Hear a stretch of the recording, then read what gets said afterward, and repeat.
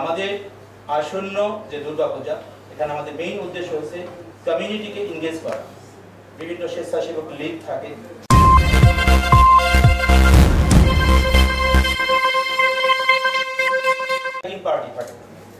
Striking party থাকবে এবং প্রত্যেকটি ইউনিয়নে আমাদের একটি করে মোবাইল পার্টি থাকবে।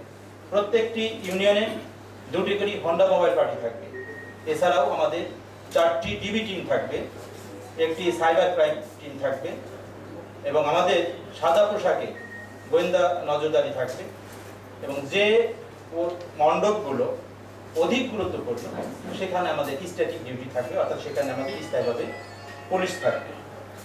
এছাড়াও পুলিশ ছাড়াও আমরা একসঙ্গে কাজ করছি জেলা প্রশাসন, বাংলাদেশ সেনাবাহিনী, বাংলাদেশ নৌবাহিনী, কোস্টগার্ড, র্যাব, অন্যান্য গোয়েন্দা সংস্থা, পুলিশের গোয়েন্দা সংস্থা, সকলে আমরা একসঙ্গে কাজ করছি। এবং আমাদের আসন্ন যে দুর্গাপূজা, এখানে আমাদের মেইন উদ্দেশ্য হচ্ছে কমিউনিটিকে এনগেজ করা।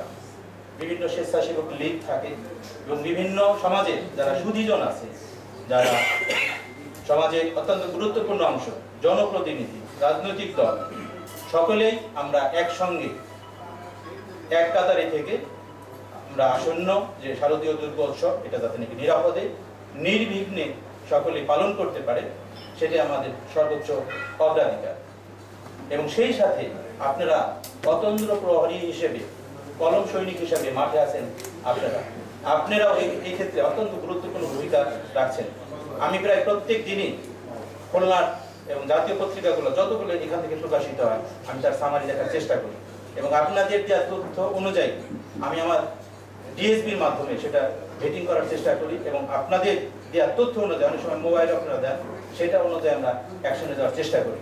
এই জন্য বস্তুনিষ্ঠ তথ্য অনেক বেশি গুরুত্বপূর্ণ।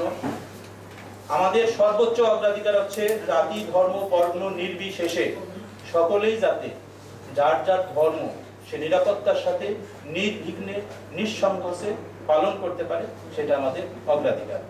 এমনকি আমাদের রেঞ্জ ডিআইজি খুলনা মহোদয় তার অফিসে কর্মরত ঊর্ধ্বতন কর্মকর্তা যারা আছেন সকলকেই স্যার ফিল্ডে পাঠিয়েছেন।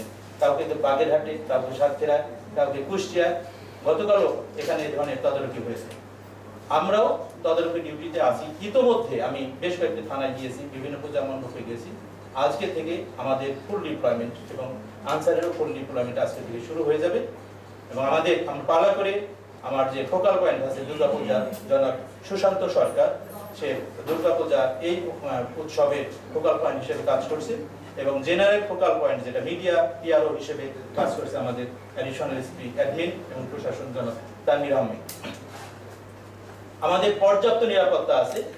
এখন আমি মনে করি আসন্ন শারদীয় দুর্গোৎসব অত্যন্ত শান্তিপূর্ণভাবে এটা পালিত হবে এবং এজন্য আমি আপনাদের সকলের সহযোগিতা কামনা করি। আমরা সকলেই একসঙ্গে কাজ করব এবং সার্বক্ষণিকভাবে আমাদের এখানে কন্ট্রোল রুম স্থাপিত আছে। যদি কোথাও কোনো রকম অনাকাঙ্ক্ষিত ঘটনা খবর পাওয়া যায়, একদম 24 আওয়ার্স আমাদের কন্ট্রোল রুম তৎপর থাকবে। আমরা সেই অনুযায়ী আমরা অ্যাকশনে যাব। যেহেতু আমাদের স্ট্যান্ড বাই পার্টি আছে, স্ট্রাইকিং পার্টি আছে এবং তদারকি ডিউটি আছে, আমি মনে করি এক্ষেত্রে কোনো রকম সমস্যা হবে না। এই পর্যন্ত আমাদের প্রাপ্ত তথ্য অনুযায়ী খুলনা জেলাতে কেএমপি বাদে 740টা পূজা মণ্ডপে এবছর পূজা উদযাপিত হবে। আপনাদের সকলকে ধন্যবাদ।